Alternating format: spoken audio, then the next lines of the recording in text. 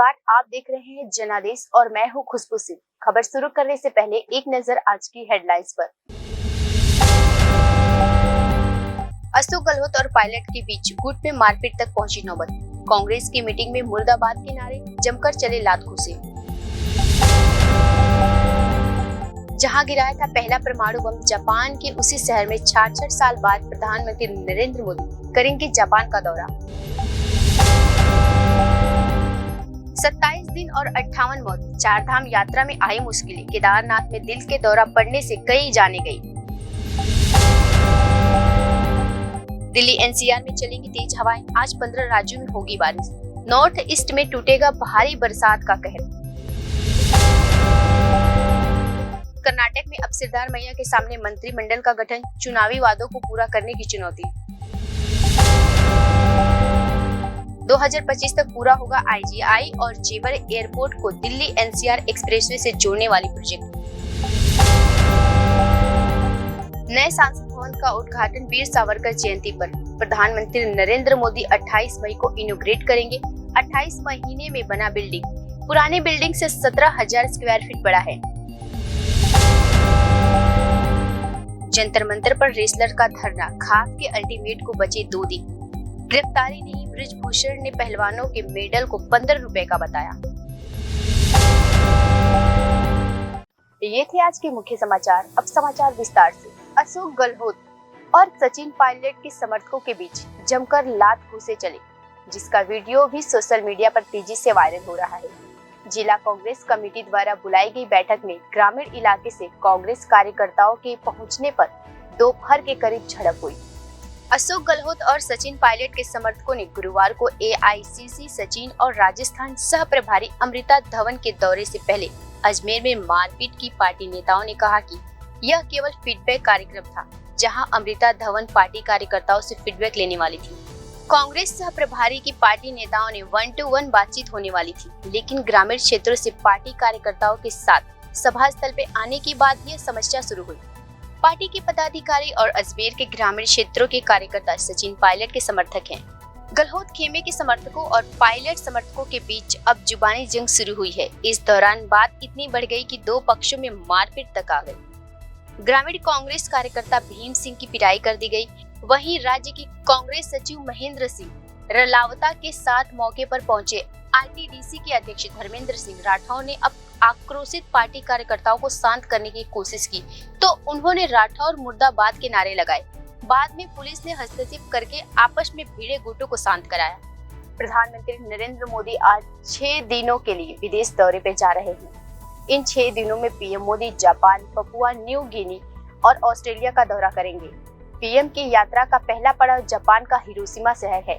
वहां पर G7 शिखर सम्मेलन में वो हिस्सा भी लेंगे। इस बार दुनिया के सबसे ताकतवर नेता उस हिरोशिमा शहर में मिलने आ रहे हैं, जहां मानव सभ्यता ने अब तक का सबसे बड़ा परमाणु बम का विध्वंस देखा था। इस बार G7 की 49वीं समिति में भारत को बतौर गेस्ट नेशनल इनवाइट किया गया है। पीएम मोदी सम्मेलन के 3 सेशन में हिस्सा लेंगे। जापान यात्रा के दौरान पीएम फूमिया किशिदा के साथ द्विपक्षीय बातचीत भी होगी। इसके अलावा कई देशों के राष्ट्रीय अध्यक्षों के साथ द्विपक्षीय बातचीत को लेकर कार्यक्रम तय किया जाएगा। बता दें कि 66 साल बाद कोई भारतीय पीएम हिरोशिमा पहुंचेंगे। 1957 में जवाहरलाल नेहरू जापान के हिरोशिमा गए थे। उसके बाद ये पहला मौका है जब कोई भारतीय प्रधानमंत्री हिरोशिमा सम्मेलन में शिरकत कर रहे हैं। जब दुनिया रूस और यूक्रेन के बीच भीषण युद्ध देख रही थी, तब 6 दिन के विदेश दौरे पर प्रधानमंत्री नरेंद्र मोदी 3 देशों जापान, पपुआ न्यू गिनी और ऑस्ट्रेलिया की यात्रा करेंगे। हिरोशिमा में प्रधानमंत्री नरेंद्र मोदी की मौजूदगी बहुत अहम है। दरअसल भारत उन देशों में शामिल है जिसमें से परमाणु अप्रसार संधि या एनपीटी पर साइन नहीं किए हैं। इस समझौते का उद्देश्य परमाणु परीक्षण पर रोक लगाना है। हिरोशिमा दुनिया का पहला शहर है जहां इतिहास का पहला और अब तक आखिरी एटमी हमला किया गया था। 6 दिन के विदेश दौरे पर प्रधानमंत्री नरेंद्र मोदी 3 देश जापान, पपुआ न्यू गिनी और ऑस्ट्रेलिया की यात्रा करेंगे। पीएम मोदी का पहला पड़ाव जापान का हिरोशिमा शहर है। जापान इस बार G7 की अध्यक्षता कर रहा है। जापान के पीएम ने भारत के बतौर गेस्ट कंट्री यानी कि अतिथि देश का न्योता दिया है। पीएम मोदी जापान के पीएम फूमिया किशिदा के न्योते पर इस सम्मेलन में शिरकत कर रहे हैं। खबर देहरादून से आ रही है। इस साल अप्रैल महीने से शुरू हुई चारधाम यात्रा में अब तक 58 लोगों की मौत हो चुकी है। यात्रा के दौरान होने वाली मौतें सबसे अधिक कार्डियक अरेस्ट के चलते हुई है। अप्रैल के महीने में शुरू हुई चारधाम यात्रा इस साल थोड़ी मुश्किलों से भरी हुई है। बार बार मौसम खराब होने के चलते प्रशासन के साथ श्रद्धालुओं को परेशानी का सामना करना पड़ रहा है। वहीं अब औसतन हर रोज 2 श्रद्धालुओं की मौत हो रही है। रिपोर्ट के अनुसार यह मौत कार्डियो अरेस्ट या क्रोनिक प्लोमोनरी डिजीज के कारण हुई है। 27 दिन के दौरान करीब 10 लाख श्रद्धालुओं ने गढ़वाल हिमालय में 10,000 फीट से ऊपर स्थित 4 हिमालयी मंदिरों केदारनाथ, बद्रीनाथ, गंगोत्री और यमुनोत्री की पूजा की। स्वास्थ्य विभाग के द्वारा उपलब्ध कराए गए आंकड़ों के अनुसार लगभग 2400 लोगों को उन खराब स्वास्थ्य स्थिति के कारण यात्रा पर जाने से पहले अधिकारियों द्वारा चेतावनी दी गई थी।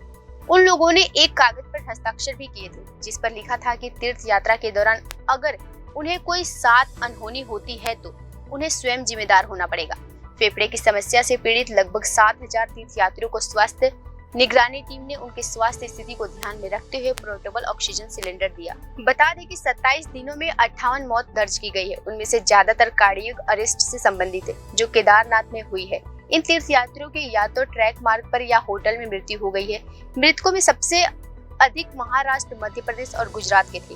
केदारनाथ यात्रा से लौटी गुजरात की 44 वर्षीय तीर्थ यात्री रजनी कुमारी ने कहा कि इतने दूर आने के बाद कोई भी मंदिर के दर्शन किए बिना वापस नहीं जाना चाहिए। इसीलिए हमारे परिवार के 3 सदस्य ने पोर्टेबल सिलेंडर को ले जाना पसंद किया। राज्य सरकार ने यात्रा पर आने वाले श्रद्धालुओं के लिए सलाह भी जारी की थी, जिनमें से कहा गया है कि यात्रियों को रोजाना 5 से 10 मिनट ब्रीथिंग एक्सरसाइज करना होगा। इसके साथ ही हर रोज 20 से 30 मिनट टहलने की सलाह दी गई है। इसके अलावा हृदय रोग, अस्थमा, हाई ब्लड प्रेशर या मधुमेह से पीड़ित यात्रियों के लिए यात्रा फिटनेस सुनिश्चित करने के लिए हेल्थ चेकअप करवाएंगे। वहीं इन बीमारियों से पीड़ित तीर्थ यात्रियों के अपने घरेलू डॉक्टर से संपर्क करके नंबर के अलावा सभी मौजूद दवाइयां, जांच उपकरण तथा रखने के लिए कहा गया था। एडवाइजरी में ये भी कहा गया था कि अगर डॉक्टर मना कर रहे हैं तो यात्रा नहीं करें। खबर दिल्ली एनसीआर की है। दिल्ली एनसीआर में आज दिन के समय तेज हवाएं चलने और अधिकतम तापमान 40 डिग्री सेल्सियस तक पहुंचने का अनुमान है। आईएमडी के अनुसार उत्तर प्रदेश में आज धूल भरी हवाएं चलने की संभावना है। आज असम, मेघालय, नागालैंड, मणिपुर, मिजोरम और त्रिपुरा में कई स्थानों पर भारी बारिश होने की संभावना भी जताई गई है।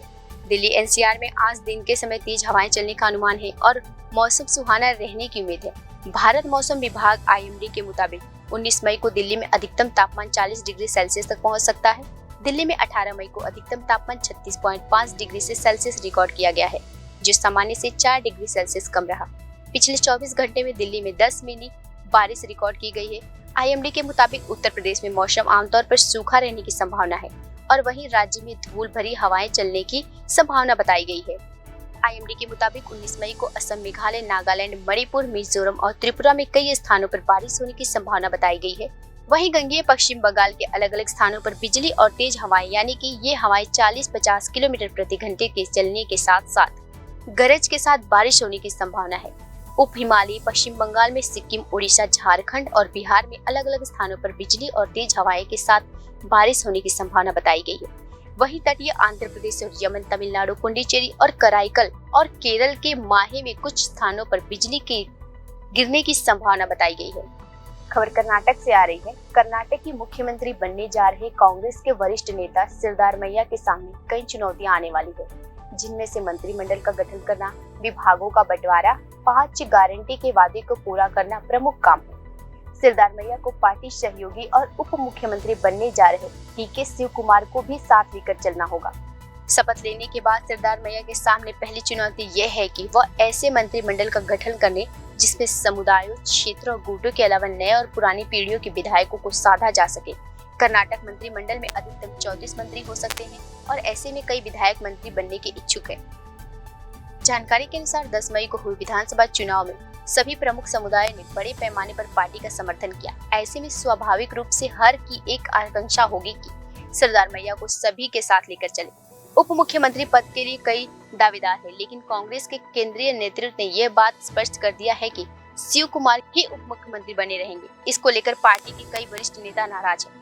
वरिष्ठ कांग्रेस नेता जी परमेश्वर ने पार्टी के केंद्रीय नेतृत्व को आगाह किया कि यदि उप मुख्यमंत्री पद किसी भी दलित को नहीं दिया गया तो उनके प्रति प्रतिकूल प्रतिक्रियाएं हो सकती है और पार्टी के लिए मुश्किलें खड़ी हो सकती है। लगातार सफर करने वालों के लिए अच्छी खबर। इंदिरा गांधी इंटरनेशनल एयरपोर्ट जेवर एयरपोर्ट से जोड़ने के साथ ही इनको दिल्ली मुंबई एक्सप्रेसवे से कनेक्ट करने की परियोजना पर काम जल्द शुरू होने वाला है।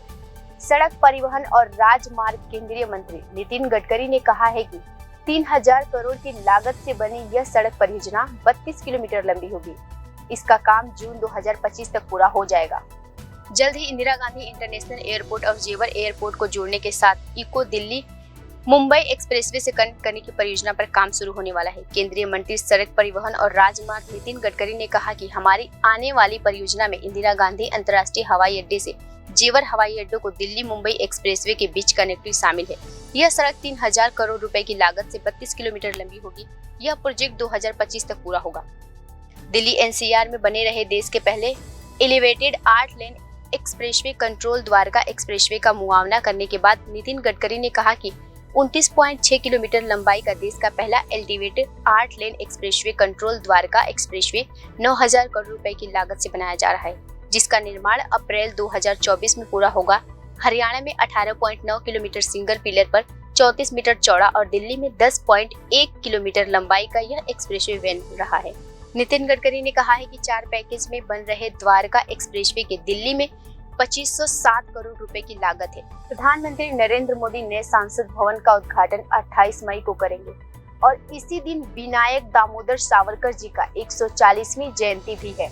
सेंट्रल विस्टा प्रोजेक्ट के तहत बनी ये बिल्डिंग प्रधानमंत्री नरेंद्र मोदी का एक ड्रीम प्रोजेक्ट है। इसका निर्माण जनवरी 2021 में शुरू हुआ था और इसे 28 महीने में बना लिया गया है। नया संसद भवन पुरानी बिल्डिंग से 17,000 स्क्वायर फीट बड़ा है। लोकसभा अध्यक्ष ओम बिरला ने गुरुवार को प्रधानमंत्री मोदी से मुलाकात की और उन्हें नए संसद भवन के लिए उद्घाटन पे आमंत्रित किया। उद्घाटन की तैयारियां शुरू कर दी गई है। नए बिल्डिंग में सिविल स्ट्रक्चर की सफाई शुरू कर दी गई है। इससे पहले 30 मार्च को प्रधानमंत्री नरेंद्र मोदी ने नए भवन को देखने गए थे। वे यहाँ 1 घंटे रुके और अधिकारियों से निर्माण की जानकारी ली थी। पीएम मोदी ने 10 दिसंबर 2020 को नए संसद भवन की आधारशिला रखी थी। तब उन्होंने कहा था कि संसद की नई बिल्डिंग से अधिक सुंदर कुछ नहीं हो सकता। जब भारत अपनी आजादी के 75 साल मनाएगा, तिकोने आकार के साथ नए संसद भवन का निर्माण 15 जनवरी 2021 को शुरू हुआ था। इस बिल्डिंग के पिछले साल नवंबर में पूरा होना था, लेकिन यह हेडलाइन से 6 महीने लेट तैयार हुआ है। पुराना संसद भवन 47,500 वर्ग मीटर में है, जबकि नई बिल्डिंग 64,500 वर्ग मीटर में बनाई गई है। यानी पुराने से नया भवन 7,000 वर्ग मीटर बड़ा है। नया संसद भवन 4 मंजिला है। इसमें 3 दरवाजे हैं। इन्हें ज्ञान द्वार, शक्ति द्वार और कर्म द्वार नाम दिया गया है। सांसद और वीआईपीएस के लिए अलग एंट्री। भूकंप का असर नहीं होगा। इसका design HCP design planning and management private limited ने तैयार किया है। इसके आर्किटेक्चर विमल पटेल हैं।